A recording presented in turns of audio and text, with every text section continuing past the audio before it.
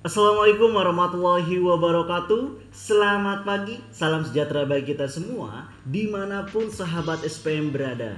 Kembali lagi nih bersama gua Fajar Sidik di acara yang paling kece tentunya di Seni Pasar Modal Channel edisi 29 Desember 2021. Pada edisi ini kita akan ngebahas mengenai pergerakan IHSG pada perdagangan lalu serta kira-kira emiten apa sih yang menarik ditradingkan pada hari ini? Yuk check it out.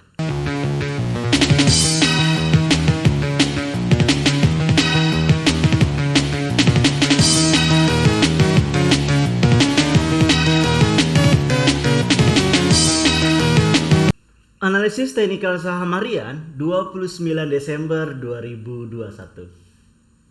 Pada ini kita ngebahas dulu pada perdagangan kemarin ya, tanggal 28 Desember 2021, di mana kalau misalkan lu lihat nih, lihat nih, bahwa secara overall bursa maupun indeks itu hijau royo. Ternyata yang pernah gue bilang di hari Senin ya, bahwa sebenarnya gamang ya, bahwa ini sebenarnya adalah Santa Claus Rally. It's apa ya, bisa dibilang it's effect-nya gitu, dimana beberapa hari lalu atau beberapa minggu lalu mungkin apa ya, bisa dibilang terlambat. Yang biasanya di tahun kemarin itu udah mulai start ngegas dari awal tahun, ternyata sekarang IHSG ngegasnya di minggu keempat Desember. Sangat sedikit anomali ya, tapi it's okay gitu, nggak masalah.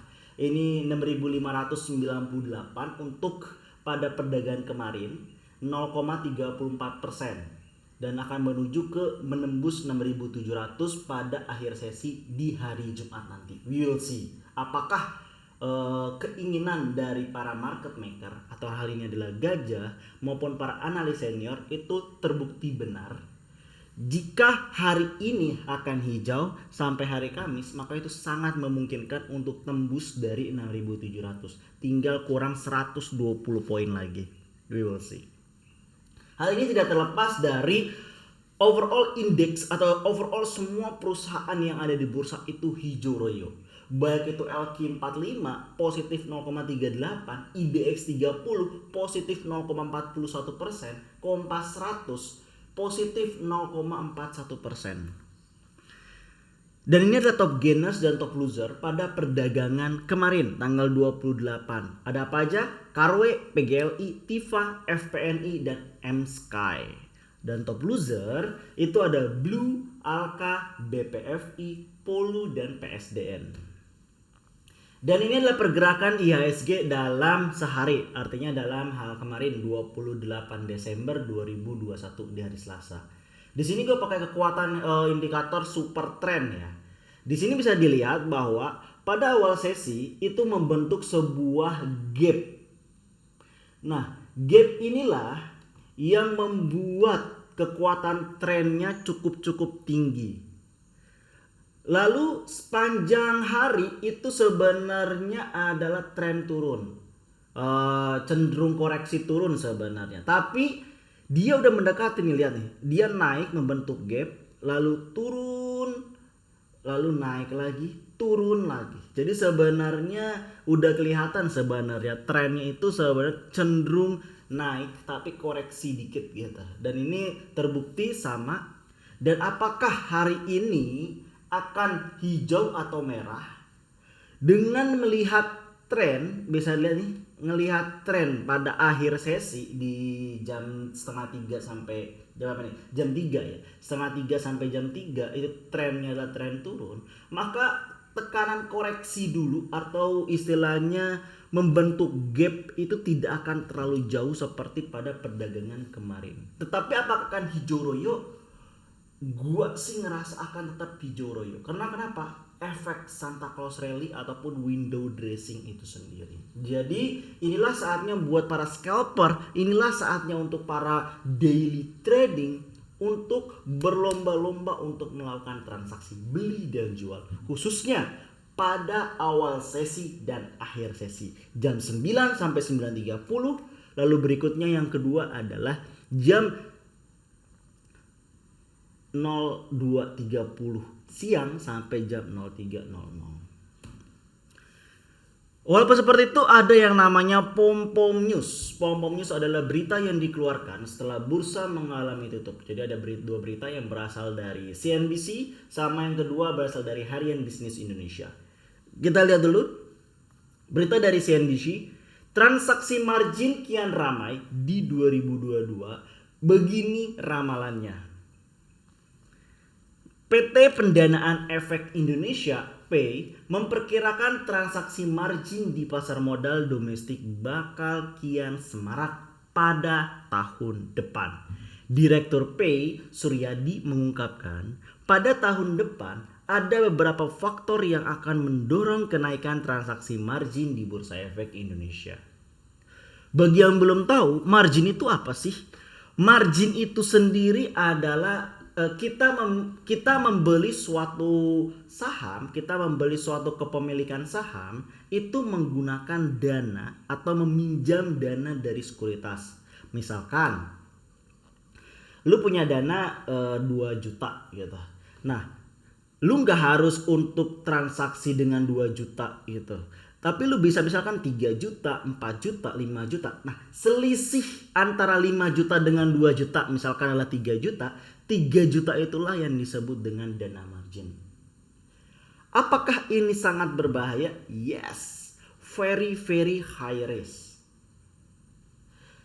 Sebagai pengalaman gue, untuk lu yang belum terjun terlalu lama di pasar modal, maka kalau bisa jauh-jauhinlah dari penggunaan margin. Gue pernah pakai margin ya, mungkin beberapa waktu lalu ya. Itu permainan psychologicalnya itu cukup tinggi. Kenapa? Karena dengan kita menggunakan margin, kita dipaksa, kita dipush untuk melakukan yang namanya jual walaupun dalam posisi rugi, nggak bisa kita hold. Kenapa? Karena di situ ada dana yang dienapkan, ada denda jika kita melebihi yang namanya T+2 dalam menyimpan atau menggunakan dana margin, itu dikenakan denda.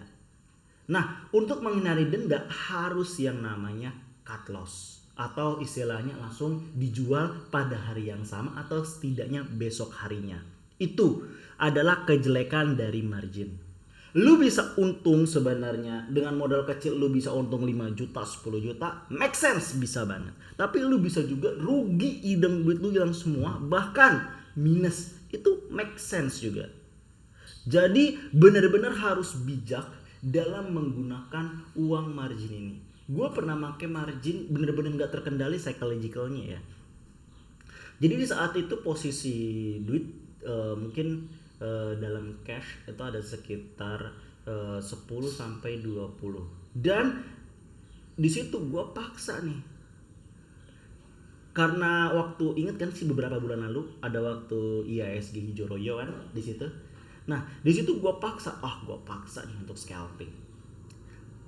1, 2 hari, 3 hari hijau, dapat itu sekitar 5 jutaan dengan menggunakan ini. Terus gue nafsu pakai margin.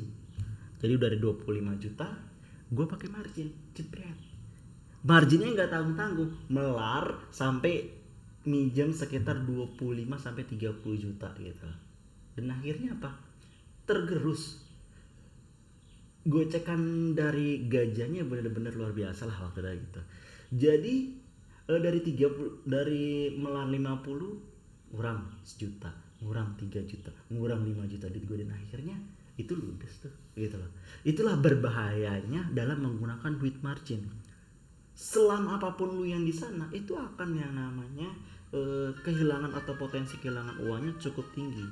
Kecuali lu benar-benar berteman dengan si gajah, atau lu tahu banget pola si gajah gitu, dimana ya suka-suka gajah gitu loh. Apalagi sekarang itu broker ataupun kode broker itu dihapus pada pada selama sesi berlangsung, dan itu sangat-sangat merugikan khususnya untuk para scalper ya. Oke, kita cukup sekian untuk tentang margin. Kita lanjut berita selanjutnya. Mengejutkan, ini jawaban friend soal Alibaba jadi pemodal. Berita dari CNBC Indonesia. CEO Smartfren, Mirza Fakhris, tidak menjawab dengan pasti kebenaran kabar tersebut. Namun, dia mengatakan tidak ada ketidakmungkinan soal Alibaba. Alibaba Tidak ada sama sekali ketidakmungkinan. Hanya secara resmi saat pintas sudah ditorehkan, sama-sama kita inginkan cuma satu, bahwa Friend akan berkembang dan pemain tangguh, kata Mirza saat public expose Friend Selasa 28 Desember 2021. Ini adalah salah satu berita pom-pom ya.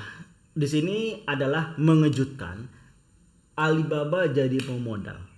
Ini ibarat sebuah, pada awal tahun 2021 kalau lo ingat, itu adalah sebuah yang namanya Elon Musk yang akan menjadi pemodal di Indonesia sebagai mobil listrik, di mana efek yang terkena Indi dan sebagainya macamnya. Itu kabar baiknya gitu loh. Dan akhirnya benar-benar tuh naik gila-gilaan itu pada emiten-emiten yang berhubungan dengan Elon Musk. Dan ini Friend pengen mencoba menggunakan metode yang sama seperti awal tahun 2020, yaitu dengan cara Alibaba. Apakah berita ini benar atau enggak? Kalimat sayap yang digunakan oleh CEO Smartfren ini kalimat bersayap ya, tidak sama sekali ketidakmungkinan, tidak ada sama sekali ketidakmungkinan itu. Artinya bisa iya, bisa enggak, benar-benar bersayap. Biar investor sendiri yang memutuskan bahwa ini kabar positif atau negatif. Tapi dengan kata-kata Alibaba jadi pemodal, itu sudah cukup untuk memberikan tren positif pada perdagangan hari ini. Lanjut, berita terakhir, siap-siap cuan Indi, PTBA, dan Adro atas wacana revisi DMO batubara. Berita dari Harian Bisnis Indonesia, wacana penyesuaian harga patokan domestic market obligation DMO batubara kembali diperbincangkan setelah Kementerian Energi dan Sumber Daya Mineral (ISDM) membuka opsi untuk mengevaluasi ketentuan capping harga batubara sebesar $70 per metrik ton. Apakah ini sebenarnya kabar positif? Jawabannya iya. Tapi apakah ini bisa dipermainkan kembali? Jawabannya iya. Kenapa harus menyebut 3 emiten? Ini sisi kita menelaah sebuah berita. Indi, PTBA, dan Adro. Kenapa hanya 3 emiten ini? Sedangkan emiten-emiten batubara itu sangat-sangatlah banyak. Kenapa cuma ketiga emiten ini? Jawabannya pesanan. Tinggal kita tunggu aja. Di akhir sesi nanti ada berita, dari Kementerian SDM, itu tidak benar beritanya. Bisa seperti itu. Jadi benar-benar ini adalah pesanan yang dibuat untuk tentunya menaikkan harga 3 emiten ini pada perdagangan ini. So, bisa masuk watchlist dulu. Dan ini adalah emiten yang bisa lo perdagangkan pada perdagangan hari ini. Di sini gue pakai 2 indikator, yaitu adalah super trend dan yang kedua adalah indikator MACD. Apa sih indikator super trend? Indikator super trend adalah indikator gabungan dari indikator volatile, dalam hal ini adalah ATR, Audox True Relative kalau nggak salah panjangannya. Satu lagi adalah CCI, Commodity Channel Index.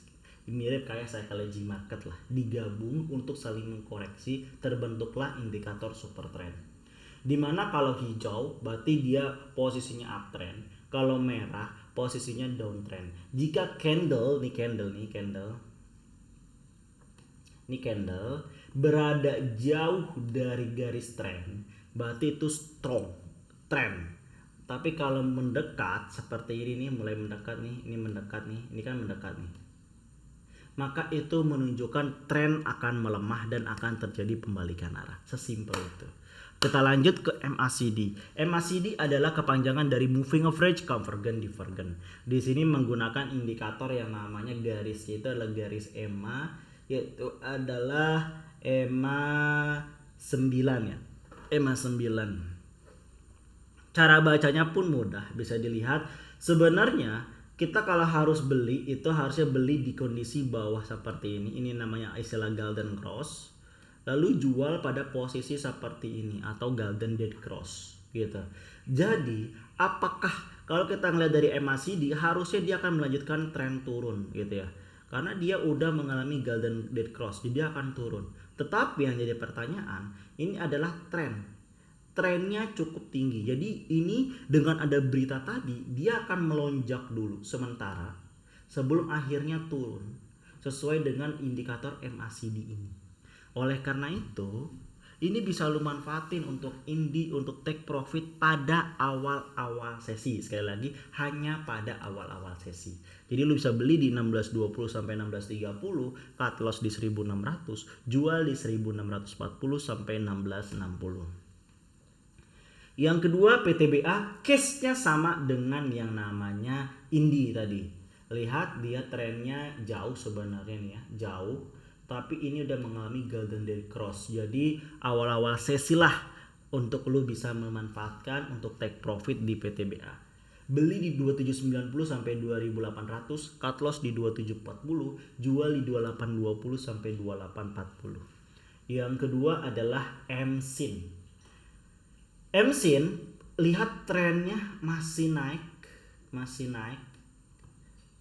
Tapi dia udah mulai mendekat.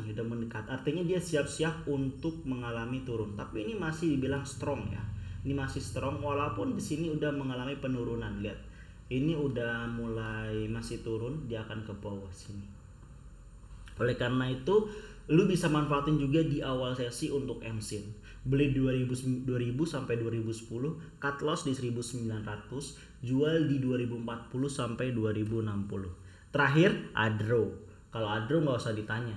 Kenapa? Pasti hari ini hijau royo sepanjang hari. Why? Lihat. Strong. Dan ini masih hijau royo. Jadi ini lu bisa manfaatin sesi 1 itu ADRO akan hijau royo. Beli di 2280 sampai 2300. Cut loss di 2240. Jual di 2320 sampai 2330. Kurang lebih itu yang bisa gue sampaikan pada perdagangan hari ini. Silakan digunakan dengan baik apa yang udah gue kasih. Ingat, untuk menjadi seorang scalper itu be disiplin dan yang namanya tahan ego ataupun yang namanya don't be greedy. Gue Fajar Siddiq pamit. Bye, happy cuan.